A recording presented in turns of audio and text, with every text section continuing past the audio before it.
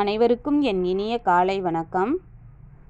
இன்னைக்கு நம்ம வகுப்பில் பார்க்க போகிறது எண்கள். எண்கள் நமது கண்கள்.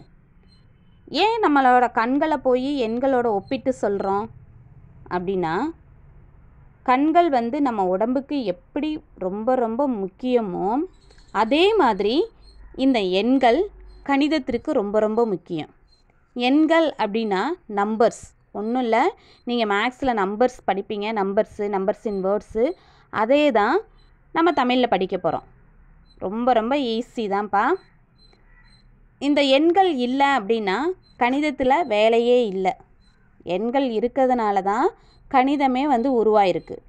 அதனால தான் எண்கள் நமது கண்கள் அப்படின்னு சொல்கிறோம். கணிதத்துக்கு மட்டுமா இந்த எண்கள் உதவி செய்யுது அப்படின்னா, இந்த எண்கள் நம்ம வாழ்க்கையில் எல்லா நேரங்கள்லையுமே இந்த எண்கள் ரொம்ப ரொம்ப முக்கியமாக உதவி செஞ்சிட்ருக்கு. நமக்கு தெரியாமையும் உதவி செய்யுது, தெரிஞ்சும் உதவி செய்யுது. எப்படி அப்படின்னா, இப்போ நம்ம காலையில் தூங்கி ஏந்திரிக்கிறோம் அப்படின்னா எத்தனை மணிக்கு ஏந்திரிக்கிறோம் அப்படிங்கிறது அந்த எண்கள் அங்கே இருக்குது. 6 மணியா அப்படின்னா 6 மணி அப்படின்ற அந்த 6ங்கிற இடத்துல அந்த எண்கள் உதவி செய்யுது. அடுத்து நம்ம பள்ளிக்கூடத்துக்கு கிளம்புறது, பள்ளிக்கூடத்துக்கு வர்றது, நம்ம சாப்பிட்றது, இல்லை எந்தெந்த வேலை செய்கிறோமோ, இல்லை கடைக்கு போக சொன்னால் கடையில் போய் ஏதோ ஒரு பொருள் வாங்குகிறோம் அப்படின்னா அங்கே பணம் கொடுத்துட்டு அந்த மீதி காசை வாங்குறப்ப அது எவ்வளோ 10 ரூபான்னா 10 ரூபா அப்படின்ற அந்த 10 ரூபா அப்படிங்கிறதுல அந்த நம்பர் இருக்குது. இப்படி இந்த எண்கள் நம்ம வாழ்க்கையில், அன்றாட வாழ்க்கையில் தினமும் நம்ம கூட இருந்துக்கிட்டே இருக்குது. அதனால தான் எண்கள் நமது கண்கள் அப்படின்னு சொல்கிறோம். இந்த எண்களை பற்றி தான் இன்றைக்கி பார்க்க போகிறோம். 1 முதல் 100 வரை உள்ள எண்களை மட்டும் இந்த வகுப்பில் பார்ப்போம். 1 யாவர்க்கும் தலை 1. இந்த பாடலை நீங்கள் யூகேஜிலேயே பார்த்துருப்பீங்க. இருந்தாலும் இங்கே ஒரு ஞாபகப்படுத்துகிறோம். 1 யாவர்க்கும் தலை 1, 2 முகத்தில் கண் 2, 3 முக்காலிக்கு கால் 3, 4 நாற்காலிக்கு கால் 4, 5 ஒரு கை விரல் 5, 6 ஈயின் கால் 6, 7 வாரத்தின் நாட்கள் 7, 8 சிலந்திக்கு கால் 8, 9 தானிய வகை 9, 10 இரு கை விரல் 10. தானிய வகை 9. நவ தானியங்கள் அப்படின்னு சொல்லுவோம்ப்பா. நவ அப்படின்னா 9 அப்படின்னு அர்த்தம். நவ தானியங்களையும் சொல்லுவோம், நவ ரத்தினங்கள் அப்படின்னு சொல்லுவோம். 9 ரத்தினங்கள் அப்படின்னு சொல்லுவோம். விலை மதிக்க முடியாத பொருட்களை தான் ரத்தினங்கள் அப்படின்னு சொல்லுவோம். அடுத்தது நவக்கிரகங்கள் அப்படின்னு சொல்லுவோம். கோயிலெல்லாம் பார்த்திங்கன்னா நவக்கிரகத்தை சுற்றி வாங்க அப்படின்னு சொல்லுவாங்க. அப்போ அங்கே 9 சாமி அங்கே வச்சு சிலை இருக்கும், அதை நீங்கள் சுற்றி வருவீங்க. அது நவக்கிரகங்கள் அப்படின்னு சொல்லுவோம். இப்போ நவதானியங்கள் என்னென்னு பார்க்கலாங்களா? நெல். நவதானியங்கள் 9. அதில் நெல், துவரை, உளுந்து, பச்சை பயறு, மொச்சை, எள், கோதுமை, கொள்ளு, கொண்டக்கடலை. இது எல்லாம் சேர்ந்தது தான் நவதானியங்கள் அப்படின்னு சொல்லுவோம். இந்த நவதானியங்களை வீடு கட்டுறப்ப, நம்ம வீடு கட்டி கிரகப்பிரவேசம் வைப்பாங்க, பால் காய்ச்சுறது, அந்த நேரத்தில் இந்த நவதானியங்களை அந்த நாளில் வச்சு சாமி கும்பிடுவோம். அடுத்தது இந்த திருமணம் அப்படின்னு வந்திருக்கு அப்படின்னாக்க அந்த திருமணத்தில் பந்தல் கால் ஊனுவாங்கப்பா. அப்போ இந்த நவதானியத்தை வச்சு சாமி கும்பிடுவாங்க. இது பெரும்பாலும் முகூர்த்தங்கள் நல்லது நடக்கிறப்ப தான் இந்த நவதானியங்கள் 9ஐயும் சேர்த்து வச்சு கும்பிடுவாங்க. அடுத்தது 11. 12 அப்படின்னா செகண்ட் ஸ்டாண்டர்டில் நீங்கள் ஹிஸ்ட்ரியில் படிச்சிருப்பீங்க. நம்ம இயேசு கிறிஸ்துவோட சீடர்கள், அப்போஸ்தல்ஸ் அப்படின்னு சொல்லுவீங்க. அவங்க 12 பேர். அவங்க 12 பேரை பற்றி படிக்கிறது தான் இந்த 12. அடுத்தது 13, 14, 15, 16, 17, 18, 19,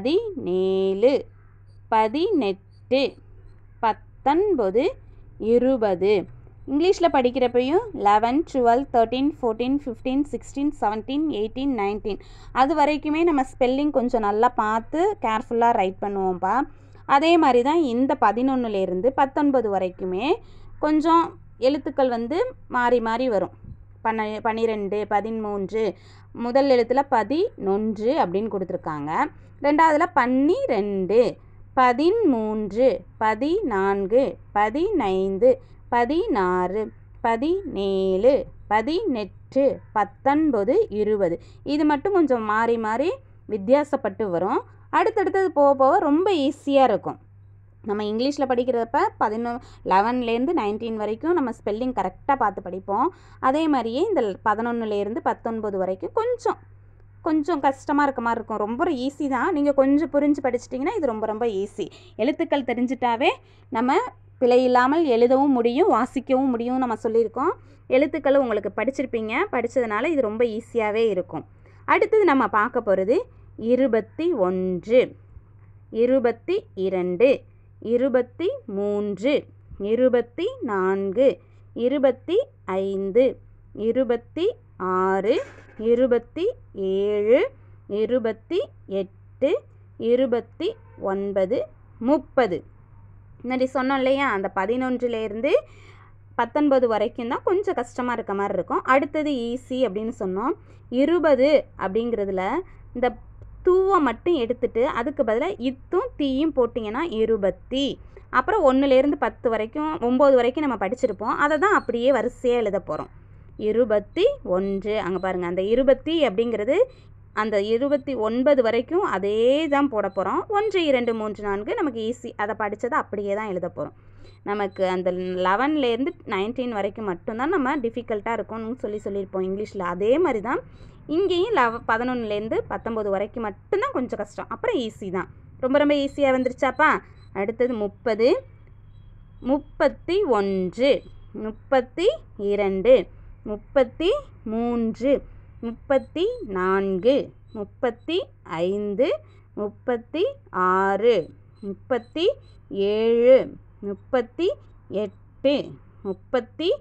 39, 40. 40 அப்படின்னோடனே அலிபாபாவும் 40 திருடர்களும் அப்படின்னு ஒரு கதை இருக்குது. இந்த அலிபாபா அப்படிங்கிறவர் பார்த்தீங்க அப்படின்னா ஒரு கிராமத்தில் ஒரு ஏழை. அவர் மரம் வெட்டும் தொழிலை செஞ்சிட்ருந்தார். மரவெட்டியாக இருந்தார். அவரும் அவர் மனைவியும் ரொம்ப சந்தோஷமாக வாழ்ந்துக்கிட்டு இருந்தாங்க. ஒரு நாள் வந்து அவங்க மனைவி என்ன பண்ணுறாங்க அப்படின்னா, நிறைய சமைச்சு இன்றைக்கி உங்களுக்கு நான் உங்களுக்கு பிடிச்சதெல்லாம் செஞ்சு கொண்டு வந்திருக்கேன், இந்தாங்க சாப்பிடுங்க அப்படின்னு சொல்லி கொடுக்குறாங்க. அப்போ அவர் சொல்கிறாரு, எனக்காண்டி இவ்வளோ நீ செய்கிற, ஆனால் இன்னமும் நம்ம கொஞ்சம் கஷ்டப்பட்டுக்கிட்டே இருக்கோமே, இன்னும் நான் அதிகமாக உனக்கு நிறைய வேலை செஞ்சு கஷ்டப்பட்டு உனக்கு நிறைய நான் காசு கொண்டு வந்து தரேன் அப்படின்னு அவங்க ஒய்ஃபுக்கிட்ட சொல்கிறாரு.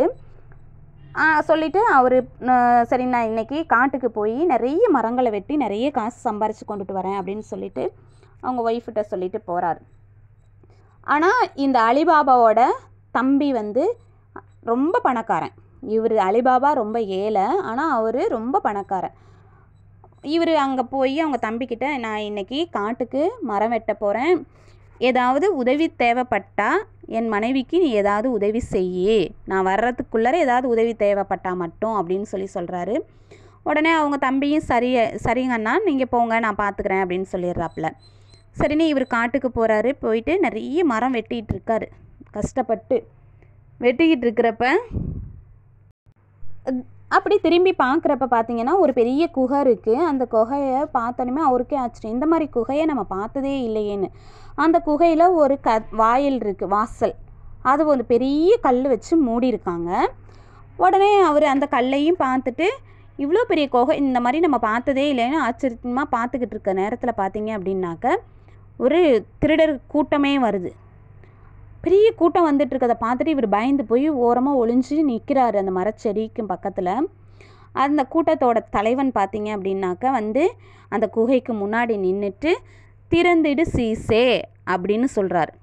சொன்ன உடனே அந்த கதவு அப்படியே அந்த கல்லு கதவு திறந்துருச்சு, அதுவாக திறக்குது. இவருக்கு ரொம்ப ஆச்சரியம், என்னடா என்னமோ சொன்ன உடனே அப்படியே திறந்துருச்சேன்னு. இவங்க உள்ளுக்கு போயிட்டு அந்த திருடர்கள்லாம் சேர்ந்து அந்த கொள்ளையடிச்சிட்டு வந்த பொருட்கள், நகை, பவுனு இதெல்லாம் சேர்த்து கொண்டுட்டு வந்து அந்த குகைக்குள்ளே வச்சுட்டு திரும்ப கொஞ்ச நேரத்தில் வெளியில் வர்றாங்க. வெளியில் வந்தோடனே மூடிடு சீசே அப்படின்னு சொல்கிறாங்க. சொன்ன உடனே அந்த கதவை அப்படியே மூடிடுச்சு. இவருக்கு ரொம்ப ஆச்சரியம் அலிபாபாவுக்கு. இதை ஒளிஞ்சிருந்தே பார்க்குறாரு.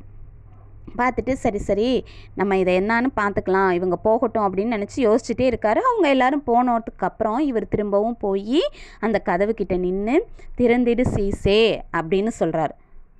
சொன்ன உடனே அவர் சொன்னோடனையும் உடனே கதவு திறந்துருச்சு. திறந்தோடனே உள்ளுக்கு போய் பார்த்தா அவரால் அதிர்ச்சி தாங்க முடியல. ஆச்சரியம், நிறைய பவுன் இருக்குது, விலை மதிக்க முடியாத நகைகள்லாம் இருக்குது. அதை பார்த்தோன்னே ரொம்ப ரொம்ப அவருக்கு ஆசை, இதெல்லாம் நம்ம எடுத்துகிட்டு போனோம் அப்படின்னாக்க நம்மளும் பெரிய பணக்காரனாகவே ஆயிடலாமே அப்படின்னு சொல்லி கொஞ்சம் பணம் எடுத்துகிட்டு வீட்டுக்கு, கொஞ்சம் நகையை எடுத்துகிட்டு வீட்டுக்கு போகிறாரு. போயிட்டு திரும்பவும் வெளியில் வந்துட்டு மூடிடு சிசேன்னு சொல்கிறாரு. கதவு மூடிடுச்சு. கொண்டு போய் அவங்க மனைவி கிட்ட கொடுக்குறாரு. கொடுத்தோன்னே அவங்க மனைவி ஏது இது உங்களுக்கு அப்படின்னு சொன்னோன்னே அங்கே நடந்ததை அவங்க மனைவி கிட்ட சொல்கிறாரு. சரின்னு சொல்லிட்டு அடுத்த நாளும் அதே மாதிரி விறகு வெட்ட போகிறாரு. இதே மாதிரி கொஞ்சம் கொஞ்சமாக இவர் அந்த நகைகள்லாம் எடுத்துகிட்டு வந்து வீட்டில் வச்சுட்டு ஒரு நாள் என்ன பண்ணுறாரு, இது எவ்வளோ இருக்குன்னு நம்ம அளந்து பார்க்குவோம் அப்படின்னு சொல்லி அவங்க தம்பிக்கிட்ட போய் தராசு வாங்கிட்டு வர்றார். எடை போட வேயிங் மிஷின் இருக்கு இல்லையா, அது தராசு வாங்கிட்டு வந்து அதில் எடை போடுறார். எடை போட்டுட்டு திரும்ப கொண்டு போய் கொடுத்துட்றாரு. அடுத்த நாளும் வாங்குறாங்க, அதே மாதிரி எடை போட்டு கொண்டு போய் கொடுத்துட்றாங்க. ஆனால் அவங்க தம்பியோட மனைவிக்கு சந்தேகம் வந்துருச்சு. சரி, இவங்க வீட்டில் என்னமோ நடக்குது, என்னான்னு தெரியலை அப்படின்னு சொல்லி அந்த வேயிங் மிஷின், அந்த எடைக்கல் இருக்கு இல்லையா, அது பின்னாடி கம்மு வச்சு தடவி கொடுத்துட்றாங்க. ஏன்னா அளக்கிறப்ப அதில் என்ன அளக்குறாங்களோ அது தெரிஞ்சு போயிடுமே அப்படின்னு சொல்லி. சரி கொடுத்துட்றாங்க. அலிபாபா வாங்கிட்டு வந்து அந்த தங்கத்தை நிறுத்திட்டு திரும்ப கொண்டுட்டு போய் அந்த வெயிட் மிஷினை கொடுக்குறாங்க. அவங்க பின்னாடி திருப்பி பார்த்தா தங்கம் காசாக ஒட்டியிருக்கு. உடனே அவங்க கணவர்கிட்ட சொல்கிறாங்க. அவங்க கணவரும் ஆமாம் இதில் என்னமோ சந்தேகம் இருக்குதுன்னு சொல்லிவிட்டு அவங்க அண்ணன்ட்ட போய் என்னமோ இருக்குது, நீ என்கிட்டேருந்து மறைக்கிற அப்படின்னு சொல்லி அவங்க அண்ணனை கேட்குறான். உடனே அதுக்கு அலிபாபா, நீ யாருக்கிட்டையும் சொல்லக்கூடாது, நமக்குள்ளேயே இருக்கணும் அப்படின்னு சொல்லிட்டு கூட்டிகிட்டு போய் காமிச்சிட்டு கொண்டு வந்துடுறான். இவன் அண்ணனுக்கு தெரியாமல் இவன் என்ன பண்ணிட்டான், நம்ம போய் நிறைய பணத்தை எடுத்துகிட்டு வரலான்னு போய் திறந்திரு சீசே அப்படின்னு சொல்லி அந்த கதவை திறந்து இருக்கிற பணத்தெல்லாம் பார்த்தோன்னே ரொம்ப ஆசை, அந்த பணத்தெல்லாம் அள்ளிட்டானா திரும்பி வர்றதுக்கு அவனுக்கு என்ன சொல்கிறதுன்னு தெரியல, மறந்துட்டான். ஐயோ நம்ம மறந்துட்டோமே அப்படின்னு சொல்லி அவன் பயந்துகிட்டே இருக்கான். கொஞ்ச நேரத்துலேயே அந்த கொல்லை கூட்டவங்க எல்லாருமே வந்துடுறாங்க. வந்ததுக்கப்புறம் பார்த்தாக்க இவனை பார்த்த உடனே அங்கனையே அவனை கொன்னுடுறாங்க. என்னடா தம்பியை காணமே அப்படின்னு சொல்லி அலிபாபா திரும்பி வந்து பார்க்குறாரு. அங்கே தம்பி இறந்து கிடக்குறான். சரின்னு சொல்லிவிட்டு அவரை கொண்டுட்டு போய் வீட்டில் வச்சு அழுதுட்டு இந்த மாதிரி ஆயிடுச்சே அப்படின்னு சொல்லிட்டு இருந்துட்டு இருக்கிறப்ப இவன் யாருன்னு கண்டுபிடிக்கணும் அப்படின்னு சொல்லி இவனை அலிபாபாவை தேடி அந்த 40 திருடர்களும் வர்றாங்க. இன்றைக்கி இவன் தான் கண்டுபிடிச்சிடலாம் அப்படின்னு சொல்லி அவங்க வீட்டில் ஒரு இன்ட்டு ரெட் கலரில் சிகப்பு கலரில் ஒரு மார்க் போட்டுட்டு போயிடுறாங்க. உடனே அவங்க என்ன பண்ணுறாங்க, என்னடா பண்ணுறதுன்னு யோசிச்சுட்டு இருக்கப்ப அலிபாபாவோட வீட்டில் சர்வெண்ட் வேலைக்காரவங்க இருக்காங்களே, அவங்க ஒரு யோசனை சொல்கிறாங்க. நம்ம என்கிட்ட சிவப்பு மை இருக்குது, நான் போய் எல்லார் வீட்லேயும் அந்த மையை தடவிட்டு வந்துடுறேன்னு அவங்க போட்ட குறி மாதிரியே எல்லார் வீட்டு கதவுலேயும் குறி போட்டாங்க. குறி போட்டுட்டு வந்தோடனே இவங்களால் கண்டுபிடிக்க முடியல. திருடர்கள் அன்றைக்கி நைட்டு வர்றாங்க அலிபாபாவை எப்படியாவது கொன்னுடணுன்னு. ஆனால் அவங்க எந்த வீடுன்னு கண்டுபிடிக்கவே முடியல. எல்லார் வீட்டு கதவுலையும் அதே மாதிரி இருக்குது. அதுக்கப்புறம் அவங்க கன்ஃபியூஸ் ஆயிடுறாங்க, போயிடுறாங்க. திரும்ப ஒரு அடுத்த நாள் காலையில் அந்த தலைவன் மட்டும் வர்றான் அலிபாபாவோட கடைக்கு. உங்கள் வீட்டில் உங்கள் கடையில் நானும் வியாபாரம் பண்ணலான் இருக்கேன் அப்படின்னு சொல்லி இந்த 39 கூடையிலையும் எண்ணெய் இருக்குது, இந்த எண்ணெயை வச்சுக்கலாம், ஆனால் பொழுது இறங்கிருச்சே அப்படின்னு சொன்னோன்னே இன்றைக்கி வீட்டில் தங்கிக்கங்கன்னு அலிபாபா அவங்க 39 பேரையும் அந்த எண்ணெயையும் அந்த தலைவனையும் கூட்டிகிட்டு வராரு. ஆனால் அங்கே பார்த்தா தான் தெரியுது அந்த தலைவன் இவங்க எல்லாரும் அலிபாபாவை கொல்றதுக்கு தான் வந்திருக்காங்கன்னு. இவர் சத்தம் போடாமல் அந்த கூடையில் இருக்கிறவங்கள எல்லாத்தையுமே அப்படியே ஒரு வண்டியில் வச்சு தள்ளிட்டு போய் மேலே மல்ல உச்சியிலேருந்து கீழே தள்ளி விட்டுறாரு. அந்த கூடையோடு அப்படியே அவங்க 39 பேரும் இறந்து போயிடுறாங்க. அந்த தலைவனை மட்டும் போலீஸ் தேடிக்கிட்டு இருக்கு, திருடனை கண்டுபிடிக்கணும்னு.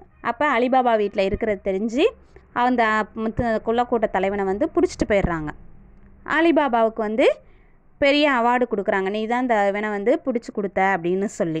ஆனால் அவங்க தம்பி என்ன பண்ணிட்டான், ரொம்ப ஆசைப்பட்டுட்டான். பேராசை பெரும் நஷ்டம் அப்படின்ற மாதிரி ரொம்ப ஆசைப்பட்டு எல்லாத்தையும் அள்ளிடலாம் அப்படின்னு அண்ணனுக்கே தெரியாமல் போனதுனால அவனோட உயிரையே மாய்ச்சிட்டான். ஆனால் அந்த 40 திருடர்களும் மாட்டிக்கிட்டாங்க. என்றைக்குனாலும் தப்பு செஞ்சவங்க தண்டனை அனுபவிச்சு ஆகணும் இல்லையா? அதனால தான் என்றைக்கும் நம்ம தப்பு செய்யக்கூடாது. தப்பு செஞ்சோம் அப்படின்னா கடவுள் என்றைக்குனாலும் நம்மளை பார்த்துக்கிட்டே இருப்பாருப்பா. ஓகே, அடுத்தது நெக்ஸ்ட்டு 41, 42, 43, 44, 45, 46, 47,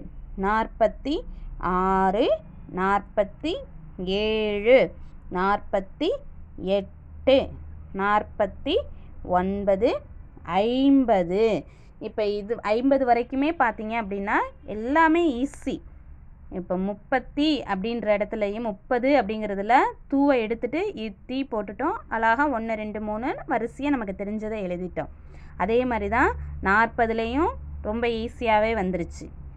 அடுத்தது 51, 52, 53, 54, 55, 56, 57, 58, 59,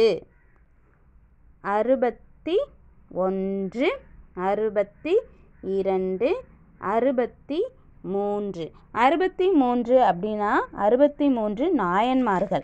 நம்ம எப்படி வந்து இயேசு கிறிஸ்துவோட சீடர்கள் வந்து 12 பேர் அப்படின்னு சொல்லி படித்தோமோ, அதே மாதிரி இந்த 63 நாயன்மார்கள் தமிழில் படிப்பீங்க. 63 நாயன்மார்கள். இவங்க 63 பேரும் சிவனடிகள் அப்படின்னு சொல்லுவோம். சிவனை மட்டுமே, சிவா காடு இருக்கால் இல்லையா, அந்த சிவனை வந்து வழிபடக்கூடியவங்க தான் இந்த 63 நாயன்மார்களும்.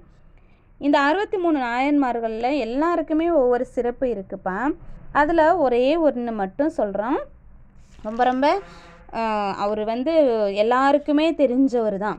அவர் யார் அப்படின்னா திருநாவுக்கரசர், அப்பர் அப்படின்னு சொல்லுவோம் அவரை. இந்த திருநாவுக்கரசருக்கும் ஒரு அடிகள், அவரை வந்து பெருமையாக நினைக்கக்கூடியவர், அவரோட அடிகளாக ஒருத்தர் இருந்தார். அவரோட அடிகளை பார்த்தீங்க அப்படின்னாக்கா அவர் பேர் அப்பூதி அடிகள் அப்படின்னு சொல்லுவோம். அப்பூதி அடிகள் அப்படிங்கிறவர் திங்கள் அப்படிங்கிற ஊரில் இருந்தார். அவர் திங்களூர் அப்படிங்கிற ஊரில் அப்பூதி அப்படிங்கிற ஒரு விவசாயி இருந்தார். அவருக்கு திருநாவுக்கரசரை வந்து ரொம்ப ரொம்ப பிடிக்கும். 63 நாயன்மார்களில் திருநாவுக்கரசரும் ஒருத்தர். அந்த திருநாவுக்கரசரை ரொம்ப ரொம்ப பிடிச்சவர் யாருன்னா அந்த அப்பூதி அப்படிங்கிற ஒரு அப்பூதி அடிகள் அப்படின்னு சொல்லுவோம். அவர் திருநாவுக்கரசரை பார்த்ததே இல்லை. அவரை பற்றி கேள்வி மட்டும்தான் பட்டிருக்காரு.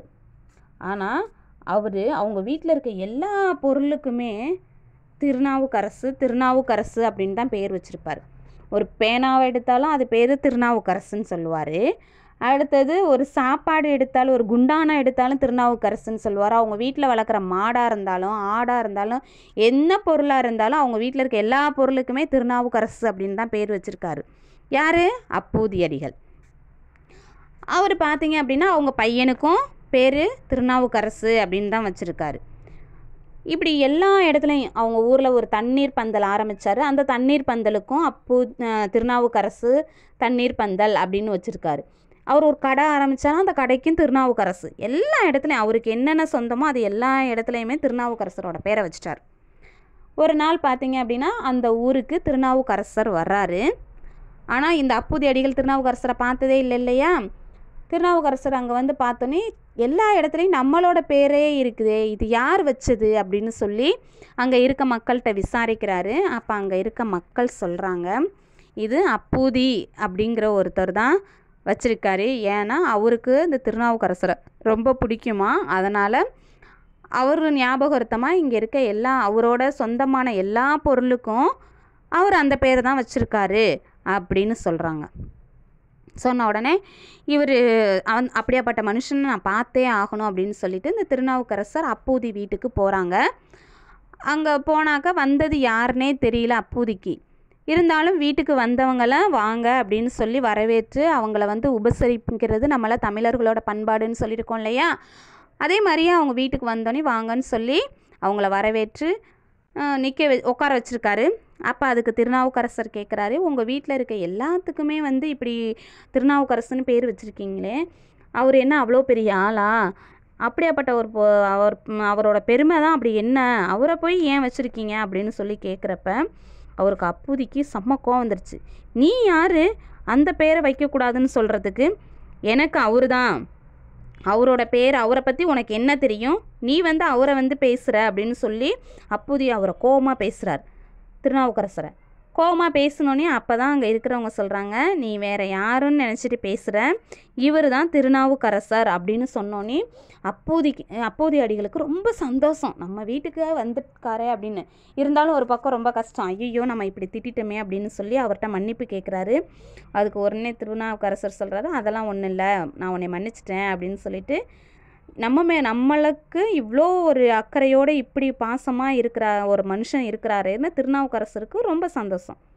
சரின்னு திருநாவுக்கரசரை நீங்கள் எங்கள் வீட்டில் விருந்து சாப்பிட்டுட்டு தான் போகணும் அப்படின்னு சொல்லி இந்த அப்பூதி அடிகள் சொல்கிறாரு.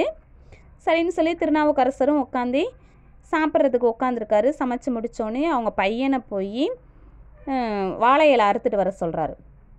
அவங்க பையன் வாழை இலை தோட்டத்தில் போய் வாழை மரத்தில் இலை அறுக்க போகிறான். அப்போ அந்த வாழை மரத்துக்கிட்ட ஒரு நாகம் பாம்பு இருந்து அவனை தீண்டிடுச்சுன்னா கடிச்சிருச்சுன்னு அர்த்தம். கொத்திடுச்சு.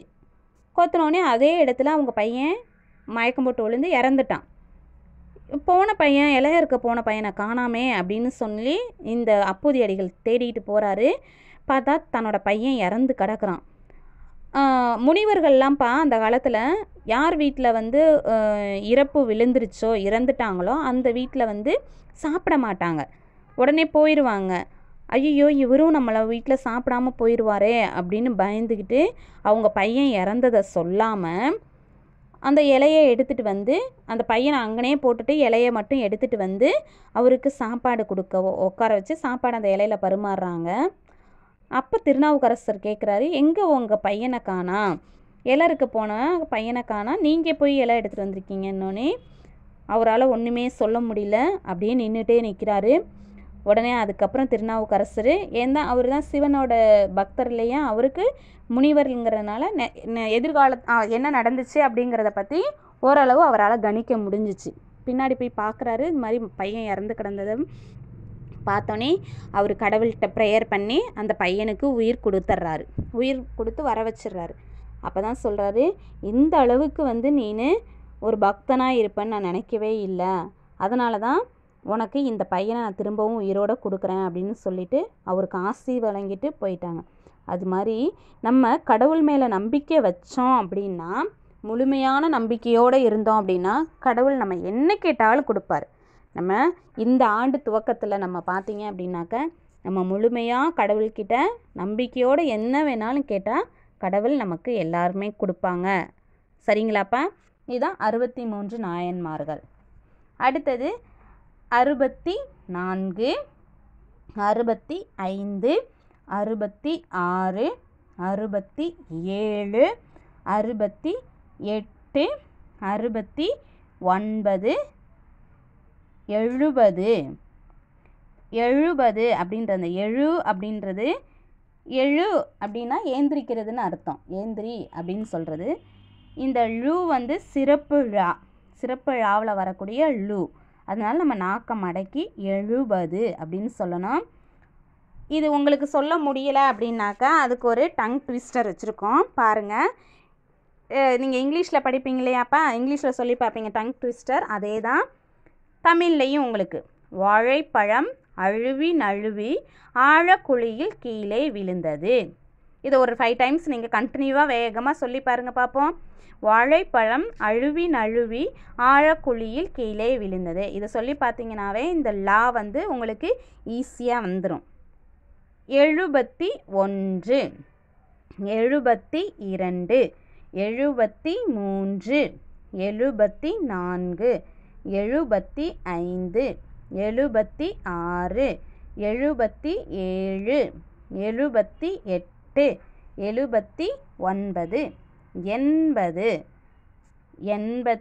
78, 79, 80, 81, 82, 83, 84, 85, 86, 87, 88, 89, 90. இது வரைக்கும் பாருங்கப்பா, 80 வரைக்குமே 10, 20, 30, 40, 50, 60, 70, 80 அப்படின்னு சொல்லி பாது அப்படிங்கிறதுல முடிஞ்சிருக்கும். 10 அப்படின்ற ஒலி ஓசையோடைய முடிஞ்சிருக்கும். ஆனால் இந்த 90க்கு மட்டும் பாருங்கள், இது 90 அப்படின்னு 100ஓட ஒலிப்பில் முடியுது. ஏன் அப்படின்னா இது 100க்கு மிக அருகில் இருக்கிறதுனால இதை 90 அப்படின்னு சொல்கிறோம். 91,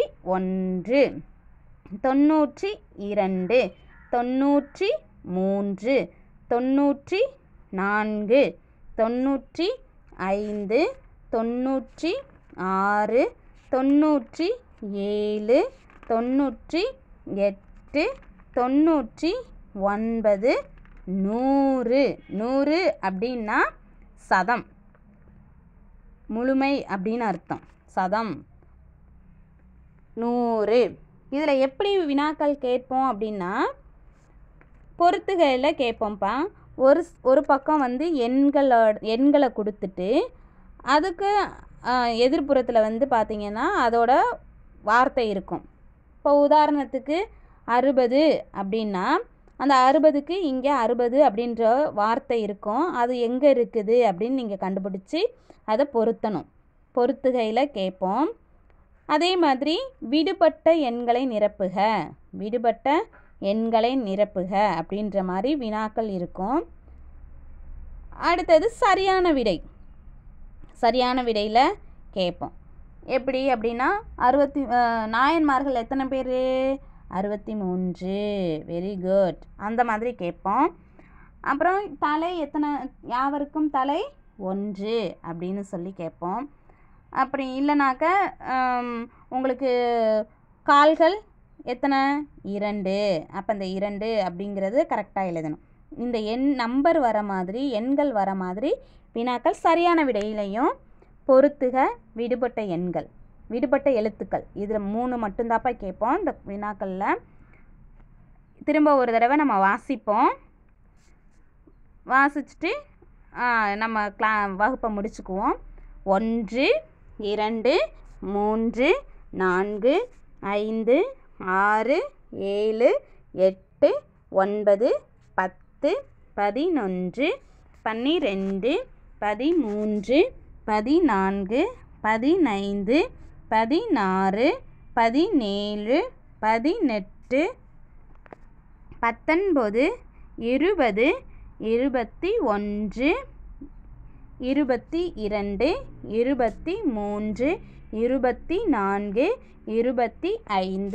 24, 25, 26, 27, 28, 29, 30, 31, 32, 33, 34, 35, 36, 37, 38, 39, 40, 41, 42, 43, 44,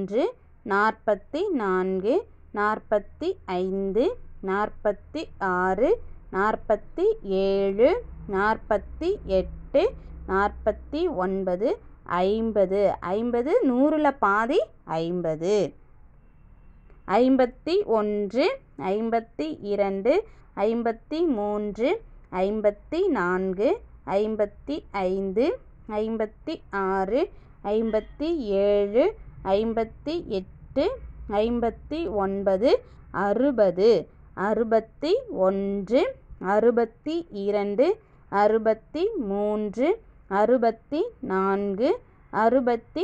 63, 64, 65, 66, 67, 68, 69, 70.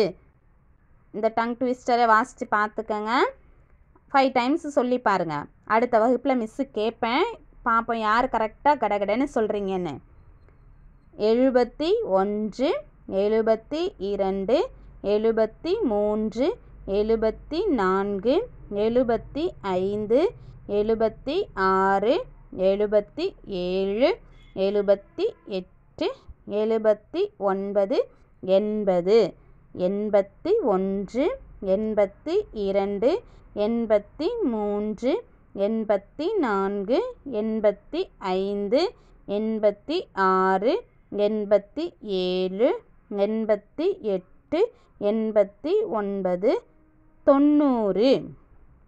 90 91 92 93 94 95 96 97 98 99 100. ஈஸியாக இருந்துச்சாப்பா? ரொம்ப ரொம்ப ஈஸிப்பா. இதே மாதிரி ரொம்ப ஈஸியாக அடுத்த வகுப்பில் பார்ப்போம்ப்பா. நன்றி.